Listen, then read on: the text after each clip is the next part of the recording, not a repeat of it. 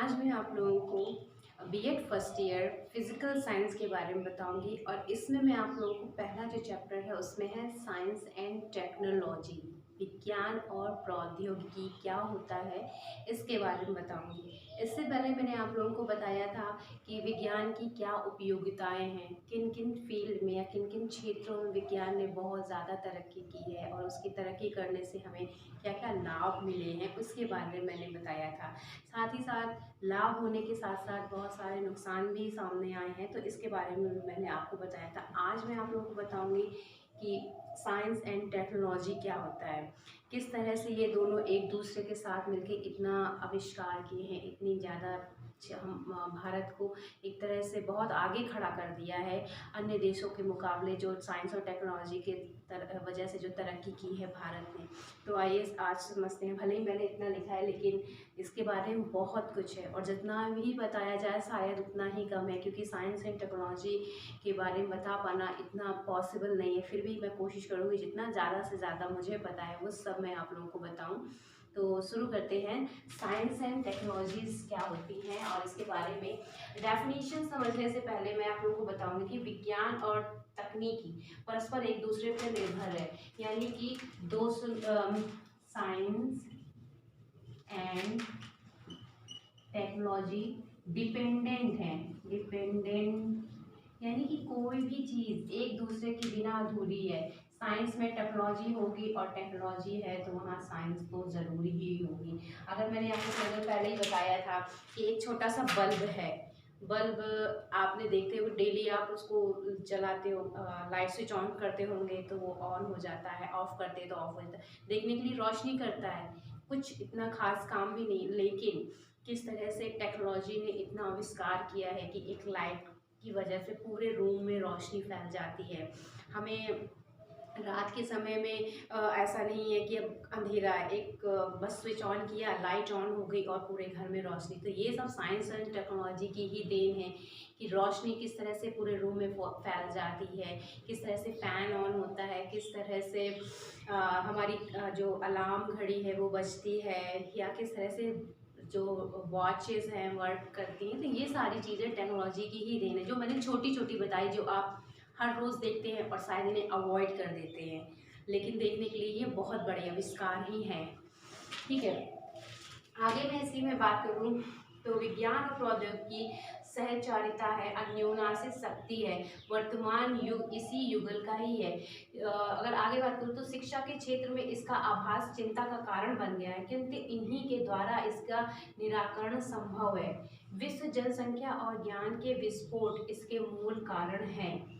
विश्व की बढ़ती हुई जनसंख्या के लिए शिक्षा सहित उसकी मूल आवश्यकताओं को पूरा करना समाज का धर्म है, किंतु आवश्यकता के साथ साथ उसके लिए आपूर्ति के साधन की नियति में उपलब्ध हैं।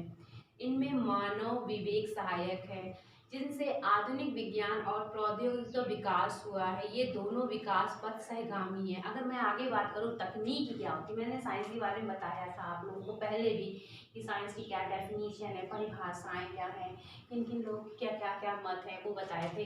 तो आज बताती हूँ कि अगर जो साइंस एंड टेक्नोलॉजी है एक तरह जितना ही प्रगति करा उतना ही चिंता का विषय भी बन गया है, क्योंकि इस टेक्नोलॉजी से हमारे प्रकृति को बहुत नुकसान पहुँचा है। इसके साथ अगर बात करूँ तो विश्व जनसंख्या और ज्ञान का विस्फोट दोनों मूल आवश्यक है, यानी कि भारत की जो जनसंख्या है वो इतनी ज़्यादा बढ़ी है, उसके साथ साथ पूरी जनसंख्या को शिक्षा उपलब्ध कराना और ज्ञान का जो विस्फोट हुआ है कि आज के समय में हर किसी को अपडेट रहना बहुत आवश्यक है। अगर आपके पास ज्ञान का भंडार नहीं है और आप उस ज्ञान को कहीं इस्तेमाल नहीं कर पा रहे हैं तो दोनों ही चीज़ें एक तरह से व्यर्थ जा रही हैं और आप फिर इस ज्ञान के क्षेत्र में या इस विश्व में या इस भारत में आप अपने आप को प्रदर्शित नहीं कर पा रहे हैं तो आप बेहतर जीवन यापन नहीं कर पाएंगे। तो उसकी वजह से साइंस एंड टेक्नोलॉजी की वजह से किस तरह से ये चीज़ को आपूर्ति करना, तो ये इन्हीं की वजह से ही परेशानियाँ अगर खड़ी हुई तो समस्या का समाधान भी ये साइंस और टेक्नोलॉजी ही करेगी। ठीक है, अगर इसी के आगे मैं बात करूँ तकनीक का ऐसा ताना बाना, टेक्नोलॉजी क्या होती है ये बता रही हूँ। तकनीकी का ऐसा ताना बाना जो किसी भी कार्य के न्यूनतम श्रम शक्ति समय और धन से पूरा करने में सहायक हो, वही प्रौद्योगिकी। टेक्नोलॉजी की वजह से आप लोगों को पता हो कि हमारे समय की, श्रम की, ठीक है, साथ ही साथ समय की, धन की, शक्ति की, श्रम की, इन सभी की बचत होती है। और कम समय में, कम लागत में, कम चीज़ों में, कम व्यक्तियों के यूज़ के बिना हमारी काम आसानी से हो रहा है, वो दरअसल प्रौद्योगिकी है, वही प्रौद्योगिकी है। अगर मैं छोटी सी एग्जांपल है, आपके आसपास जो लैंड है, खेत देखे होंगे, फील्ड है जहाँ पे फसलें उगाई जाती, पहले लोग हल चलाते थे, बैलों से हल चलवाते थे, तो उसमें कई कई दिन लग जाते थे। लेकिन आज कम समय में, कम लागत में, यानी ट्रैक्टर का इस्तेमाल करके थोड़े समय में पूरा खेत को जोत लिया जाता है। तो ये एक टेक्नोलॉजी का ही है, आविष्कार ही है, या फिर प्रौद्योगिकी की वजह से ही संभव हो पाया है कि कम समय में हमें ज़्यादा से ज़्यादा लागत मिल रही है, उत्पादन क्षमता बढ़ रही है। तो ये इसी की वजह से संभव हो सका है, ठीक है।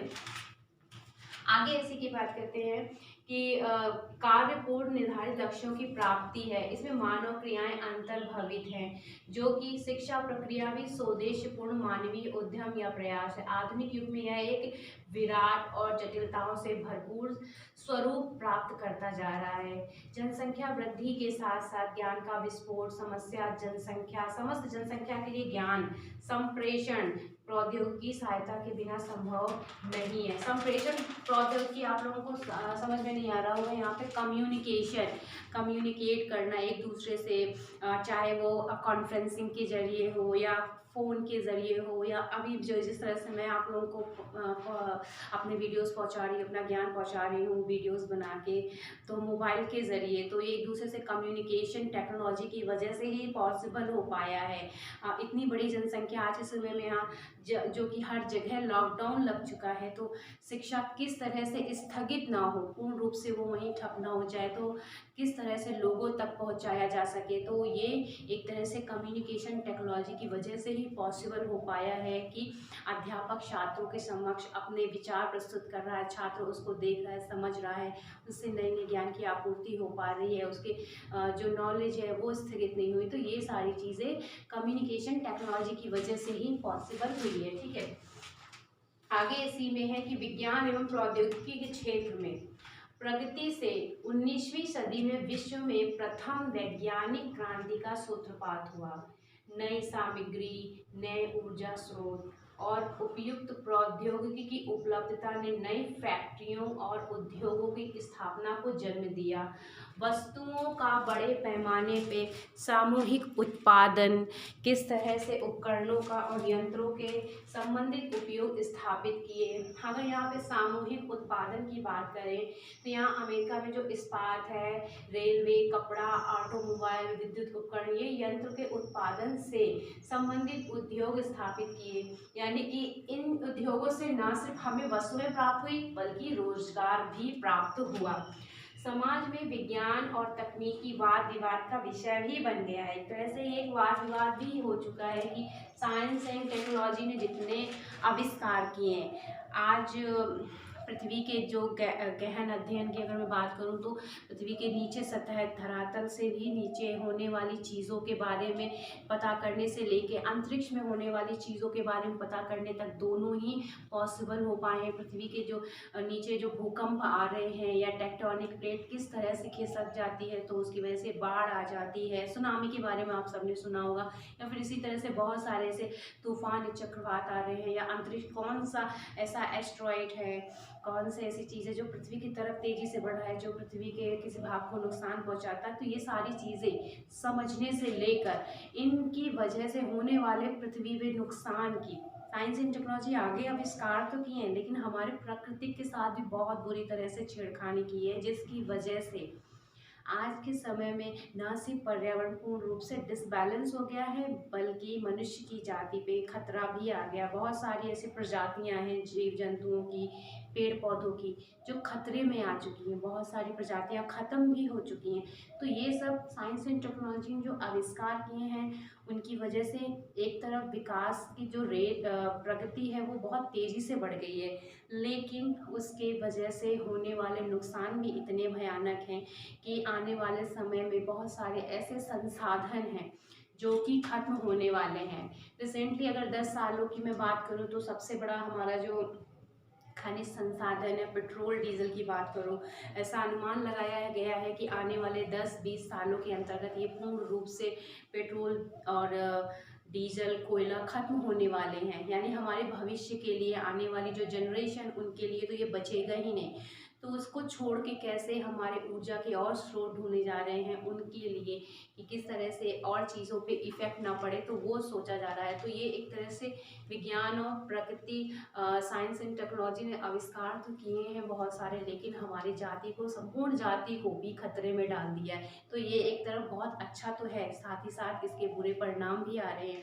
तो आविष्कार बहुत ज़रूरी है, लेकिन साथ ही साथ प्रकृति में होने वाली चीज़ों के साथ छेड़खानी करेंगे तो प्रकृति कभी किसी को नहीं बख्शती है। होने वाली चीज़ों को नुकसान पहुंचा है तो वो नुकसान की भरपाई करने के लिए ही मनुष्य जाति पे ही भारी पड़ेगी। तो इसी तरह से आज मैंने आप लोगों को साइंस एंड टेक्नोलॉजी के बारे में बताया कि साइंस एंड टेक्नोलॉजी कितना उपयोगिता भरा है, साथ ही साथ नुकसान भी मैंने बताए हैं। तो नेक्स्ट वीडियो में इसके आगे बताऊंगी। आज के लिए फ़िलहाल इतना ही। Thank you.